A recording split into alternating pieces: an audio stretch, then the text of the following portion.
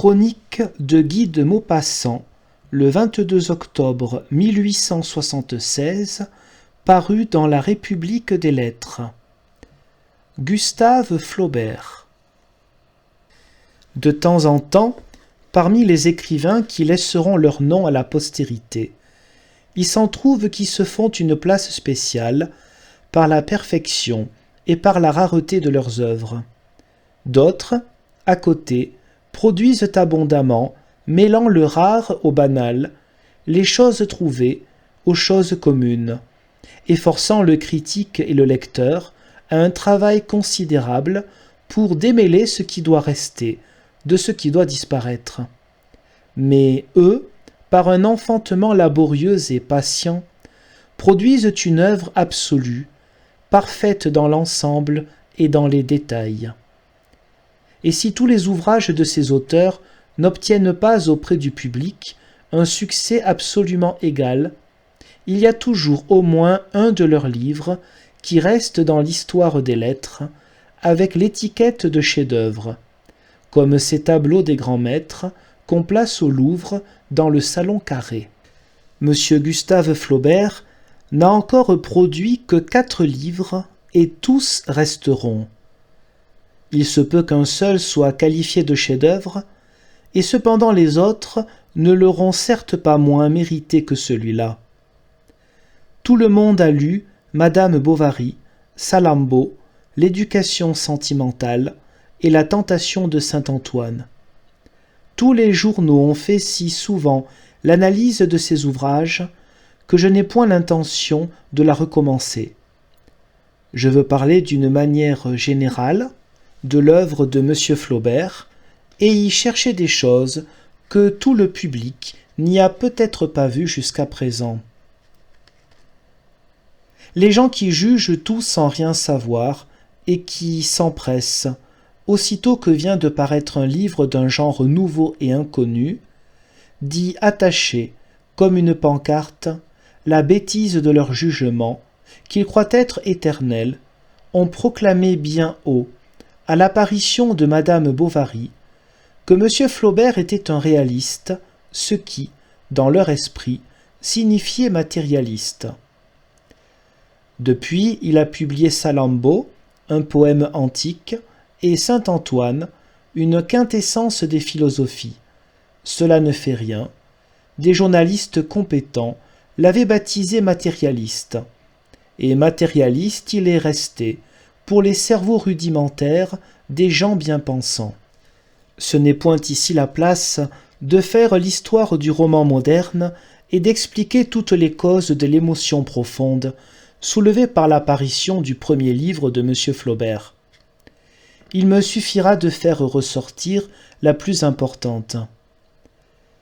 Depuis l'origine des temps, le public français buvait avec délice l'onctueux sirop des romans invraisemblables. Il aimait les héros et les héroïnes et les choses qu'on ne voit jamais dans la vie, pour l'unique raison qu'elles sont irréalisables. On appelait les auteurs de ces livres des idéalistes, simplement parce qu'ils se tenaient toujours à des distances incommensurables des choses possibles, réelles, matérielles. Quant à des idées, ils en avaient peut-être encore moins que leurs lecteurs. Balzac est venu, et c'est à peine si on y a fait attention dans le commencement. C'était pourtant un innovateur étrangement puissant et fertile, et un des maîtres de l'avenir, écrivain imparfait sans doute, gêné par la phrase, mais inventeur de personnages immortels qu'il faisait mouvoir comme dans un grossissement d'optique, les rendant par cela même plus frappants et en quelque sorte plus vrais que la réalité. Madame Bovary paraît, et voilà tout le monde bouleversé. Pourquoi ? Parce que M. Flaubert est un idéaliste, mais aussi et surtout un artiste, et que son livre était cependant un livre vrai, parce que le lecteur, sans s'en rendre compte, sans savoir, sans comprendre, a subi la toute-puissante influence du style, l'illumination de l'art qui éclaire toutes les pages de ce livre. En effet, la première qualité de M. Flaubert, qui pour moi éclate aux yeux dès qu'on ouvre un de ses ouvrages, c'est la forme. Cette chose si rare chez les écrivains est si inaperçue du public. Je dis inaperçue, mais sa force irrésistible domine et pénètre ceux qui y croient le moins, comme la chaleur du soleil échauffe un aveugle qui n'en voit cependant point la lumière. Le public entend généralement, par forme, une certaine sonorité des mots disposés, en périodes arrondies, et avec des débuts de phrases imposants et des chutes mélodieuses. Aussi, ne s'est-il presque jamais douté de l'art immense enfermé dans les livres de M. Flaubert. Chez lui, la forme, c'est l'œuvre elle-même. Elle est comme une suite de moules différents qui donnent des contours à l'idée, cette matière dont sont pétris les livres. Elle lui fournit la grâce, la force, la grandeur, toutes ces qualités qui, pour ainsi dire, dissimulées dans la pensée même, n'apparaissent que par le secours de l'expression. Variables à l'infini comme les sensations, les impressions et les sentiments divers, elles se collent sur eux, inséparables. Elles se plient à toutes leurs manifestations, leur apportant le mot toujours juste et unique, la mesure, le rythme particulier pour chaque circonstance, pour chaque effet, et crée par cette indissoluble union ce que les littérateurs appellent le style, fort différent de celui qu'on admire officiellement. En effet, on appelle généralement style une forme particulière de phrase propre à chaque écrivain, ainsi qu'un moule uniforme dans lequel il coule toutes les choses qu'il veut exprimer. De cette façon, il y a le style de Pierre, le style de Paul et le style de Jacques. Flaubert n'a point son style, mais il a le style, c'est-à-dire que les expressions et la composition qu'il emploie pour formuler une pensée quelconque sont toujours celles qui conviennent absolument à cette pensée, son tempérament se manifestant par la justesse et non par la singularité du mot. Or le style, point de livre, telle pourrait être sa devise. Il pense en effet que la première préoccupation d'un artiste doit être de faire beau, car, la beauté étant une vérité par elle-même, ce qui est beau est toujours vrai, tandis que ce qui est vrai peut n'être pas toujours beau. Et par beau, je n'entends point le beau moral, les nobles sentiments, mais le beau plastique, le seul que connaissent les artistes. Une chose très laide et répugnante peut, grâce à son interprète, revêtir une beauté indépendante d'elle-même, tandis que la pensée la plus vraie et la plus belle disparaît fatalement dans les laideurs d'une phrase mal faite. Il faut ajouter qu'une partie du public est jusqu'au mot forme, comme on est toujours ce qu'on est incapable de comprendre. Donc M. Flaubert est avant tout un artiste, c'est-à-dire un auteur impersonnel. Je défierais qui que ce fût, après avoir lu tous ses ouvrages, de deviner ce qu'il est dans la vie privée, ce qu'il pense et ce qu'il dit dans ses conversations de chaque jour. On sait ce que devait penser Dickens, ce que devait penser Balzac. Ils apparaissent à tout moment dans leurs livres. Mais vous figurez-vous ce qu'était la Bruyère, ce que pouvait dire le grand Cervantes? Flaubert n'a jamais écrit les mots « je »,« moi ». Il ne vient jamais causer avec le public au milieu d'un livre, ou le saluer à la fin, comme un acteur sur la scène, et il ne fait point de préface. Il est le montreur de marionnettes humaines qui doivent parler par sa bouche, tandis qu'il ne s'accorde point le droit de penser par la leur. et il ne faut pas qu'on aperçoive les ficelles ou qu'on reconnaisse la voix. Fils d'Apulée, fils de Rabelais, fils de La Bruyère, fils de Cervantes, frère de Gautier.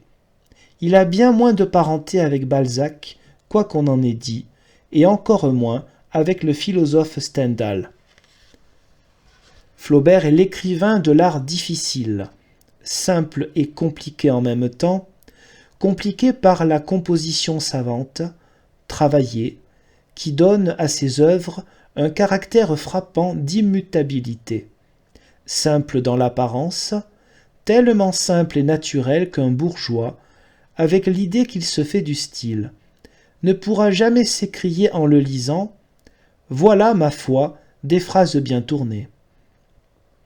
Il devine juste comme Balzac, il voit juste comme Stendhal et comme bien d'autres, mais il rend plus juste qu'eux, mieux et plus simplement, malgré les prétentions de Stendhal à une simplicité qui n'est en somme que de la sécheresse, et malgré les efforts de Balzac pour bien écrire, efforts qui aboutissent trop souvent à ce débordement d'images fausses, de périphrases inutiles, de relatifs, de qui, de que, à cet empêtrement d'un homme qui, ayant 100 fois plus de matériaux qu'il n'en faut pour construire une maison, emploie tout parce qu'il ne sait pas choisir, et crée néanmoins une œuvre immense, mais moins belle et moins durable que s'il avait été plus architecte et moins maçon, plus artiste et moins personnel. L'immense différence qu'il y a entre eux est là en effet tout entière. C'est que Flaubert est un grand artiste, et que la plupart des autres n'en sont point. Il est impassible au-dessus des passions qui l'agitent. Au lieu de rester au milieu des foules, il s'isole dans une tour pour considérer ce qui se passe sur la terre. Et n'ayant plus la vue bornée par les têtes des hommes, il saisit mieux les ensembles. Il a des proportions plus définies, un plan plus ferme, des horizons plus développés. Lui aussi, il construit sa maison, mais il sait les matériaux qu'il doit employer, et il rejette les autres sans hésitation. Aussi, son œuvre est-elle absolue, et on en pourrait enlever une parcelle, sans détruire l'harmonie totale. Tandis qu'on peut couper dans Balzac, couper dans Stendhal, couper dans tant d'autres, et bien fin qui s'en apercevrait. Il ne pense pas, comme quelques-uns, que l'intelligence et l'inspiration, que le hasard et le tempérament suffisent pour faire un livre, que le renseignement soit inutile et la longue recherche méprisable, car il est de la race ancienne des gens qui savaient beaucoup. Au lieu d'ignorer que le monde existait avant 93 et qu'on savait écrire avant 1830, il a médité comme Pantagruel sur tous les docteurs d'autrefois. Il connaît l'histoire mieux qu'un professeur, parce qu'il l'a apprise dans beaucoup de livres où ils ne vont point la chercher, et il a étudié pour ses ouvrages la plupart des sciences, seulement accessibles aux spécialistes. Mieux que les vieux savants courbés, il sait les généalogies des villes mortes et des peuples disparus, avec leurs coutumes, leurs mœurs, les étoffes dont ils se couvraient, et les mets bizarres qu'ils mangeaient de préférence. Il possède le Talmud comme un rabbin, les évangiles comme un prêtre, la Bible comme un protestant, le Coran comme un derviche. Il sait l'enchaînement des croyances, des philosophies, des religions et des hérésies. Il a fouillé toutes les littératures, prenant des notes dans beaucoup de livres inconnus, les uns parce qu'ils sont rares, les autres parce qu'on ne les lit point. Il connaît les écrivains de génie, presque ignorés, que produisirent les décadences des peuples, les commentateurs et les bibliographes, les livres profanes comme les livres sacrés, les vies des saints, les pères de l'Église et les auteurs que les hommes pudiques n'osent pas nommer. Il a rassemblé pour nous les communiqués, dans quelques jours d'indignation et de colère, un volume entier, fait avec les fautes des écrivains sans style, les barbarismes des grammairiens, les erreurs des faux savants, toutes les vanités et tous les ridicules qui passèrent inaperçus et dont il soufflettera le monde. Les journalistes ne connaissent pas sa figure. Ils trouvent que c'est assez de livrer ses écrits au public, et il a toujours tenu sa personne bien loin des popularités, dédaignant la publicité bruyante des feuilles répandues, les réclames officieuses et les exhibitions de photographies aux vitrines des marchands de tabac, à côté d'un criminel fameux, d'un prince quelconque et d'une fille célèbre. Il n'est guère accessible qu'à un petit nombre d'amis, hommes de lettres, dont il est aimé, et comme on ne l'est jamais d'un confrère, et comme on l'est rarement d'un parent, car il soulève autour de lui les affections profondes. Mais comme il ne livre pas sa personne aux curiosités des foules, avide de regarder aux vitres des hommes connus, comme à la cage d'un animal curieux, des légendes circulent autour de sa maison, et il se peut que, chez quelques-uns de ses concitoyens, on l'accuse sérieusement d'avoir mangé du bourgeois, ce qui serait dans tous les cas aussi vrai que le fameux dîner de charcuterie chez Sainte-Beuve, un vendredi saint, dîner qui, sous la plume de journalistes bien informés, mais surtout bien inspirés, a fini par devenir une intolérable scie. Enfin, pour contenter les gens qui veulent toujours avoir des détails particuliers, je leur dirai qu'il boit, mange et fume absolument comme eux, qu'il est de haute taille et que, lorsqu'il se promène avec son grand ami Ivan Tourguenieff, ils ont l'air d'une paire de géants.